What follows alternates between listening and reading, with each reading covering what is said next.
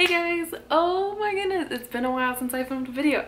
I'm super excited to be filming today. So number one, wanted to apologize for not filming in a while.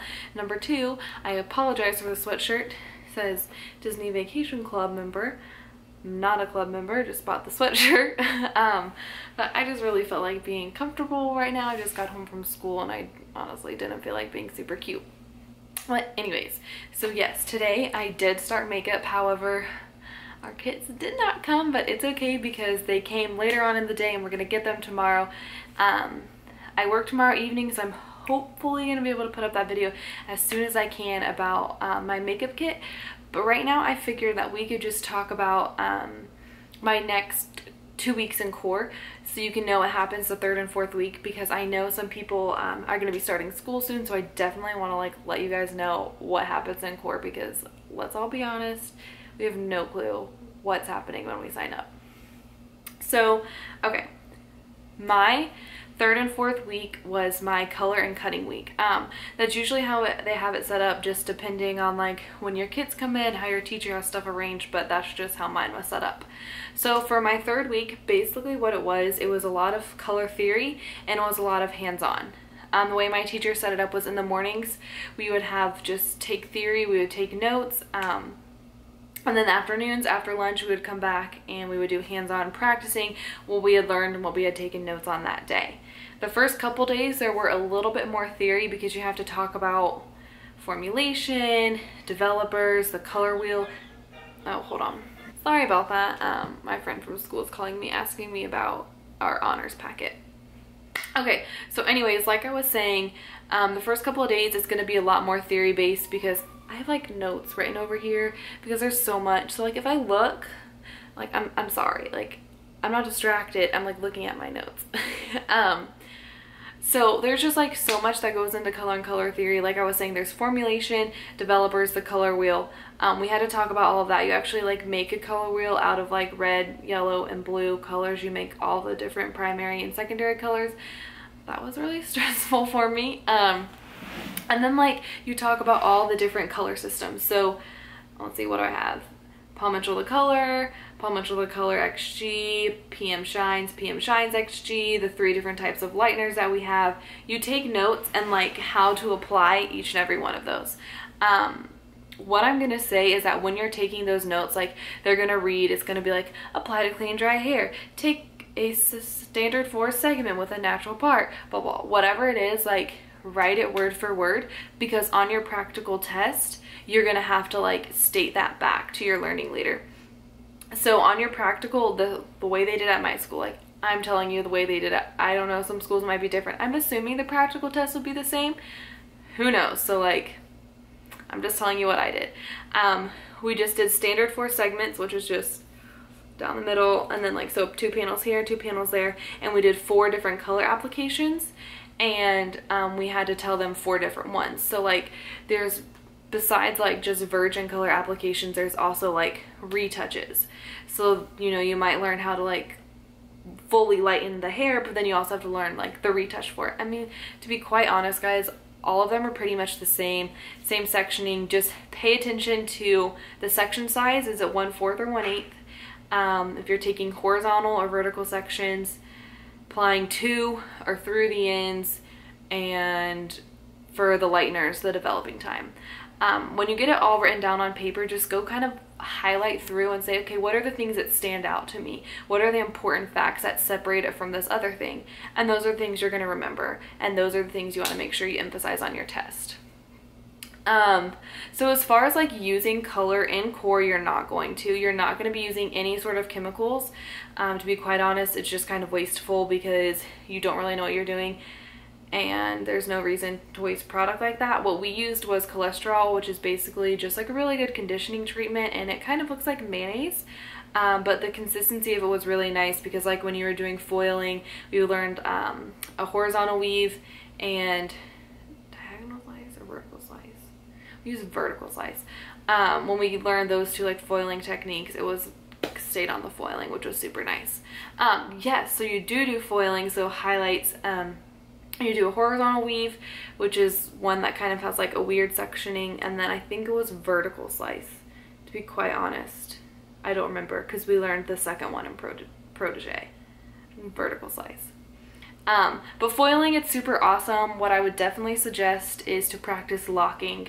And you're probably like, Chelsea, what is locking? And all I can say is just really pay attention when they're teaching it to you. It's what you do to secure foils that are like at the hairline where the hair is the weakest, and kind of like in the top like crown of your hair, the hair is like pretty weak there. So the foil just doesn't slip and you don't have like awkward lines or something. Pay attention to that. You are gonna have to do that on your practical, and you are gonna have to neatly fold foils. So like when you're doing it in class, do it how you would on a client. Don't like crunch the line, because you're gonna get a crunch of line in the hair, you know. The way you would do it on a guest is the way you should be doing it on your doll baby. Then what else do I have?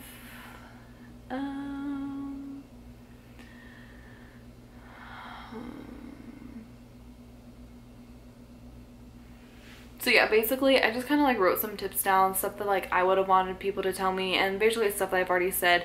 When you're going over those notes, find the stuff that sticks out to you and start studying them, because the information is going to catch up with you and you're going to feel overwhelmed. There's no reason to be overwhelmed for the test. Like, you've been taught correctly. The system is amazing. So just be studious and study. So that was my color week. I know it probably doesn't seem that interesting. But basically, okay, I'll talk about the colors we did. We did a single process going darker, single process going lighter, double process, a double process retouch, horizontal weave, vertical slice, a high lift application, high lift retouch, what else? Tint retouch. Those were some of the things we did, because those are some ones that I got tested on. When you learn them, you're gonna see it's super fun. I'm obsessed with color. I think it's amazing. I think the science behind it is so cool. Learning the chemistry of what is happening with the hair when you lighten it, and like the chemicals that's going on. I'm fascinated by it. Some people like think it's scary. I personally think cutting is scary, which was our next week, and that was week 4. Cutting week for me was the most stressful week. Like, I'm gonna be honest with you guys, like, I've never cried at school. I don't think I cried that week. Did I cry that week? No, I haven't cried at school. Honestly, I don't cry in front of people. But if there was a week I was to cry, it would have been cutting week. I think what happens is just like by week 4, everybody's like starting to get on everybody's nerves. You're ready to get out of a classroom, and then you have like the pressure of cutting your doll heads, which is also super exciting, but then also intimidating at the same time. For me, it was just a lot of pressure. When you're in core, you are going to do 3 haircuts, and it takes you the entire day just to do 1 haircut. It seems like a ridiculous amount of time, but it's your first time cutting hair, so you have to go slow. You have to go section by section. What is happening? Why is there something beeping on my screen? I don't know what that is. Okay, so I'm going to tell you the cuts that I did. This, it might not mean anything to you until you're in school. I mean, honestly, until you get your skill cards, you're probably like, what are you talking about? But I don't know. It's what they told me. We did a square 1 length, which is basically just a 1 length cut. Looks like a square. We did round layers, which was adding layers that looked more round, and then we did a trigrad, which is that like angular haircut. Everybody called it the "may I speak to your manager" haircut. I personally think that's rude. I see a lot of girls that wear really cute trigrads, but those are the 3 ones that we learned. What I can tell you is that you need to pay attention when they're talking about shape and technique, because that's going to follow you for the rest of your path. Okay. Sorry for that interruption. Again, it's like the universe is against me and doesn't want me to film this video, but I'm gonna do it.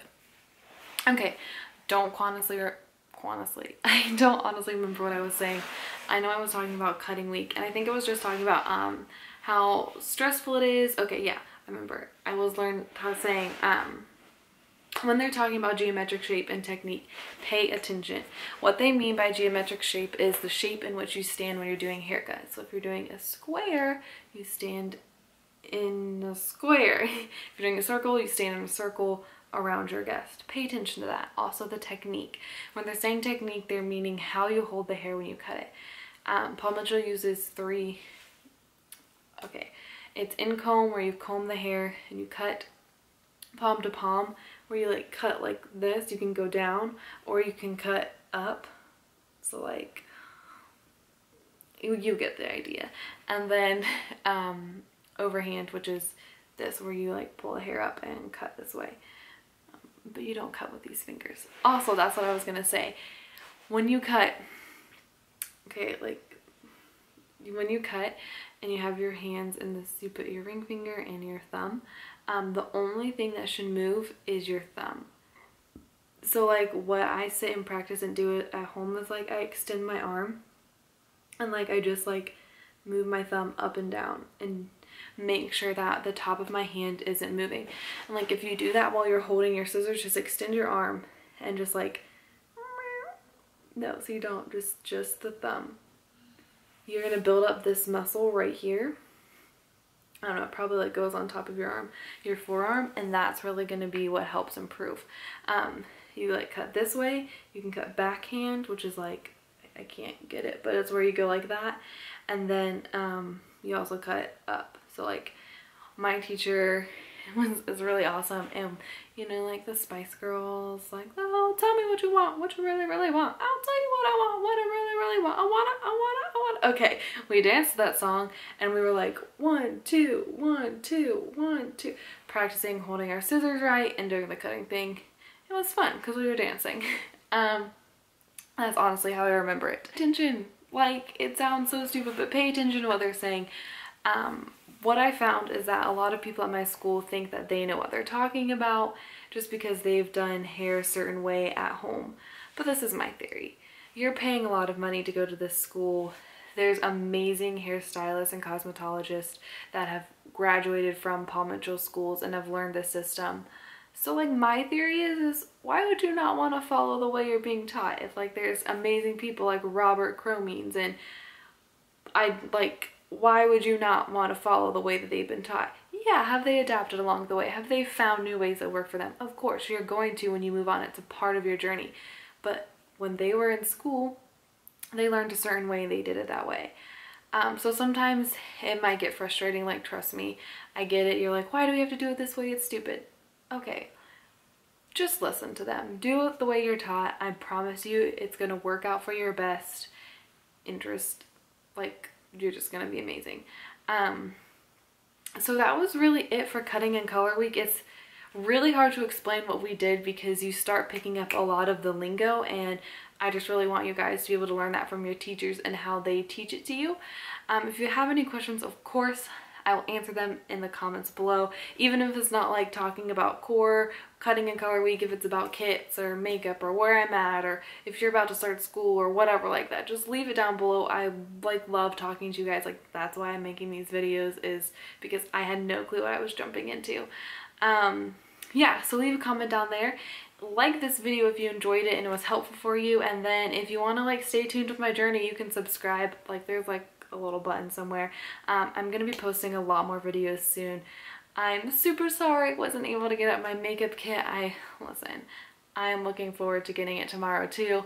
So I will post that up next. That'll be my next video, so just like be looking out for that. And then we'll learn more about Core and Protege too. So thank you guys so much for watching. I hope you have a wonderful night. Bye.